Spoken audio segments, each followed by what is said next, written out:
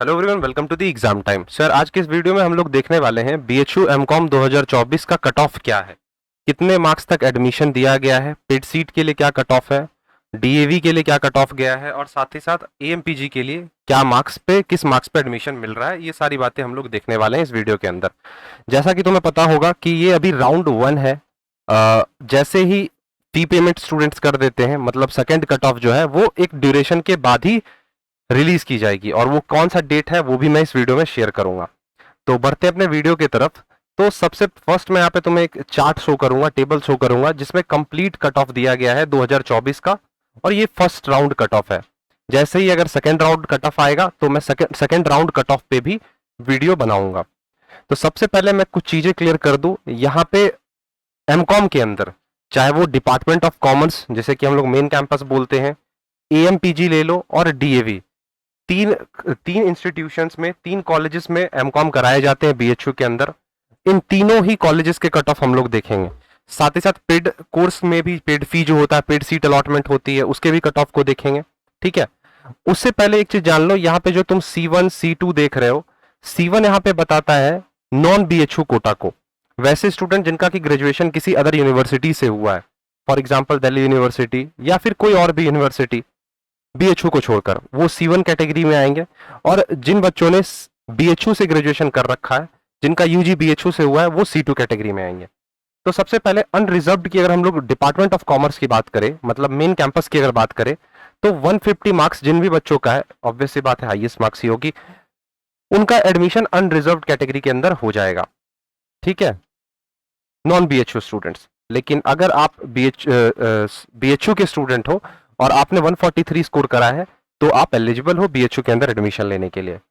EWS की बात करें तो C1 में 128 और C2 में 123। C1 stands for non BHU quota और C2 BHU students. C1 OBC की बात करें तो 131 और C2 ओबीसी की बात करें तो 120 आ जाएगा। वहीं बात अगर की जाए एससी कैटेगरी की, जो भी स्टूडेंट्स एससी कैटेगरी से हैं और नॉन बीएचयू स्टूडेंट्स हैं, तो और उन्होंने 112 मार्क्स या इससे ज्यादा स्कोर करा है, तो वो एलिजिबल है मेन कैंपस में एडमिशन लेने के लिए। और C2 कैटेगरी से हो तो आपके 100 नंबर पे भी एडमिशन हो जाएंगे। एसटी कैटेगरी की अगर बात की जाए तो C1 से हो तो 87, C2 से हो तो 75।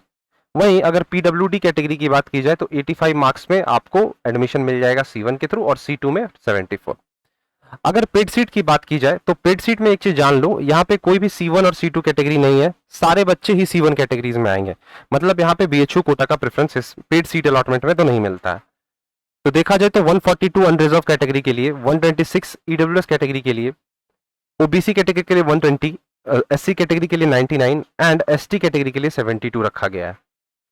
अगर हम लोग बात करें एएमपीजी के रेगुलर सीट्स की, यहाँ पे देखो जो भी पेड सीट्स हैं उसको मैंने अलग से रेड कलर के फॉन्ट से मार्क कर रखा है। तो रेगुलर सीट्स पे मैंने कुछ भी नहीं लिखा है। तो रेगुलर सीट्स में C1 C2 वैसे ही कैटेगरी आरएम महिला पीजी कॉलेज के लिए भी बनेंगे। ये सिर्फ और सिर्फ गर्ल्स कॉलेज है, सिर्फ लड़कियां ही एडमिशन इसमें ले सकती हैं। तो जिन बच्चों का मार्क्स 130 रहा है, ठीक है, 130 या 130 से ज्यादा, वो इसमें एलिजिबल है एडमिशन के लिए फ्रॉम C1 कैटेगरी। C2 अगर बीएचयू कोटा है आपके पास तो 123 अनरिजर्व्ड से, ईडब्ल्यूएस में 121 और 120। सिमिलरली ओबीसी कैटेगरी से हो और नॉन बीएचयू स्टूडेंट हो तो 116 में आप एडमिशन ले सकते हो। अगर बीएचयू स्टूडेंट हो तो 114 में, एससी कैटेगरी से 94 एंड 88, एसटी कैटेगरी से 82 एंड 72 एंड पीडब्ल्यू कैटेगरी से 60 और 40। ठीक है।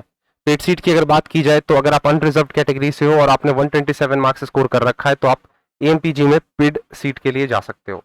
वहीं अगर बात की जाए ईडब्ल्यूएस कैटेगरी की तो आप 120 मार्क्स में भी एडमिशन ले सकते हो।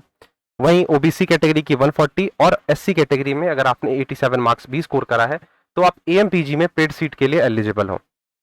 लास्ट अगर हम लोग बात करें डीएवी के रेगुलर सीट्स की, डीएवी पीजी कॉलेज जो कि एफिलेटेड है बीएचयू से, अगर आप अनरिजर्व्ड कैटेगरी से हो और नॉन बीएचयू स्टूडेंट्स हो और आपने 139 मार्क्स से स्कोर करा है तो आप एलिजिबल हो डीएवी के लिए, डीएवी के रेगुलर सीट के लिए। अगर आप बीएचयू कोटा क्लेम करते हो तो 127 में भी आपका एडमिशन हो जाएगा। वहीं आप ईडब्ल्यूएस कैटेगरी से हो और आपने 123 स्कोर करा है, नॉन बीएचयू कोटा है, तब आपको एडमिशन मिलेगा 122 बीएचयू कोटा के लिए। ओबीसी में 122 और 117। सिमिलरली एससी कैटेगरी में 106, 102 एंड 96। एसटी कैटेगरी में 70 एंड 68, और वहीं पीडब्ल्यूडी कैटेगरी की बात की जाए तो अगर आपने 78 स्कोर करा है तो भी आप एलिजिबल हो, और 65 पे भी आप एलिजिबल हो। ठीक है, अगर बात की जाए यहाँ पे हमारे डीएवी पोस्ट ग्रेजुएट कॉलेज में पेड सीट के लिए, और आपने स्कोर करा 136 एंड रिजर्व कैटेगरी से हो तो आप एलिजिबल हो। 122 EWS category, 119 OBC category and 98 जो होगा वो हमारा एससी कैटेगरी का होगा।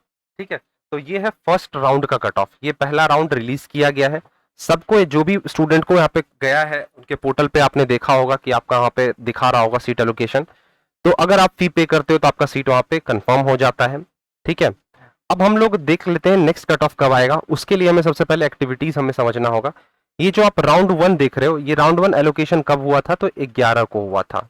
ठीक है, एप्लीकेंट जो है अपने एलोकेटेड सीट को अगले 48 घंटे तक एक्सेप्ट कर सकते हैं, मतलब 13 तारीख तक 11:59 AM तक एक्सेप्ट कर सकते हैं। तीसरी बात यहाँ पे क्या होगी, आपके डॉक्यूमेंट्स की वेरिफिकेशन की जाएगी, 14 तारीख तक होगी ये चीज, और आपको फीस पे करना होगा 15 तक। ठीक है, ये प्रोसीजर होता है। तो मान के चलो कि जो बच्चे जैसे 15 को फीस पे करते हैं, जो नहीं करते हैं उनका तो एडमिशन वहां पे कैंसिल हो जाएगा। तो मोस्ट प्रोबेबली मान के चलो 16 को तुम्हारा जो सेकंड कट ऑफ है, या हो सकता है 15 के बाद ही, इस टाइम के बाद ही रिलीज कर दिया जाए। ठीक है, तो ये चीज मान के चलो 16 को मोस्ट प्रोबेबली सेकंड राउंड का जो सीट एलोकेशन है वो स्टार्ट हो जाएगा, और तुम्हारे जो भी मार्क्स बन रहे होंगे उसमें अगर तुम कट ऑफ में आओगे, उस मार्क्स पे तुम कट ऑफ में अगर आते हो तो तुम्हें सीट एलोकेट किया जाएगा। तो आई होप तुम्हें कट ऑफ क्लियर हुआ होगा कि कैसे कैसे अलग अलग कोर्सेज के लिए कट ऑफ है। ये इमेज मैं अपने टेलीग्राम ग्रुप पे भी शेयर कर दूंगा, वहां से भी तुम चाहो तो देख सकते हो, साथ ही साथ कम्युनिटी पोस्ट पे भी लगा दूंगा। सो एंड करते हैं अपने आज के सेशन को, मिलेंगे अपने नेक्स्ट सेशन में, तब तक के लिए thank you, bye bye and take care.